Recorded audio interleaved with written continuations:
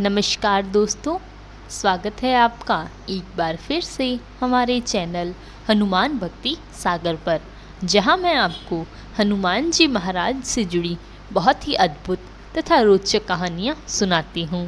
यह कहानियां आपके जीवन के लिए बहुत ही लाभदायक तथा ज्ञानवर्धक होती हैं। इन कहानियों को सुनने के बाद आपके मन में हो रही परेशानियों, चिंताओं इत्यादि सभी समस्याओं का समाधान आपको प्राप्त होता है।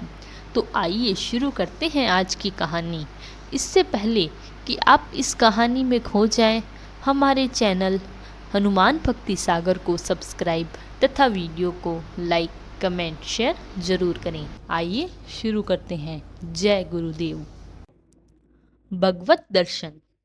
एक बार महाराज प्रसन्न मुद्रा में चर्च लेन इलाहाबाद में विराजमान थे। उनके तख्त के पास केवल मैं, मेरी माँ और मेरी पत्नी बैठे थे।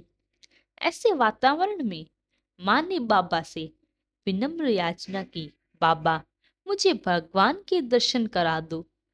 तुरंत एक ही सांस में बाबा 3 बार कह उठे, हो जाएंगे, हो जाएंगे, हो जाएंगे। उनके कहने के ढंग से ऐसा प्रतीत हो रहा था कि वह बात को टाल रहे हैं और यह इस विषय पर वार्ता का प्रोत्साहित नहीं करना चाहते हैं। पर 3 बार आपके मुख अरविंद से निकला वरदान व्यर्थ हो नहीं सकता था। मेरी माँ बहुत समय तक बीमार रही और उन्हें बहुत संकट का सामना करना पड़ा। जब उनका अंत समय समीप आया तो उनमें कुछ अद्भुत बातें दिखाई दी। उनके समस्त कष्ट लुप्त हो गए और उनके मुख पर बड़ी शांति दिखाई देने लगी और एक बार को आकर्षक क्रांति भी उनके छाई गई। उनकी इस आनंदमय स्थिति में न मालूम किस प्रेरणा से मैं पूजा गृह से राम दरबार की उस छवि को उठाकर लाया जिसकी वह नित्य उपासना किया करती थी, और उसे लाकर मैंने उनकी आंखों के आगे रख दिया। इसको देखते ही माँ को अपना भान ही न रहा।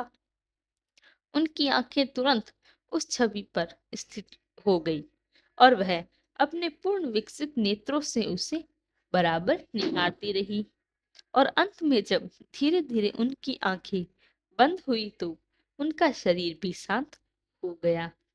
माँ की आनंदमय सुख मंडल और आंखों की आभा में यह भासित हो रहा था कि उन्हें उस छवि में साक्षात भगवान के दर्शन हो रहे हैं। हम सब लोग उस समय वियोग जन्य दुख को भूलकर भाव विभोर हो राम नाम कीर्तन करते रहे। यह घटना महाराज जी के समाधि की बाद की है और इस प्रकार महाराज जी ने अपनी एक बूढ़ी भक्त को भगवान के दर्शन का आशीर्वाद दिया, जो सत्य भी हुआ। इसी प्रकार हमें भी महाराज जी के नाम से श्री राम का जाप करना चाहिए। राम राम से हमारे संकट जल्द ही महाराज जी हर लेंगे तथा हमारे जीवन में सुखियों तथा आनंद का नए दिन प्रारंभ होंगे।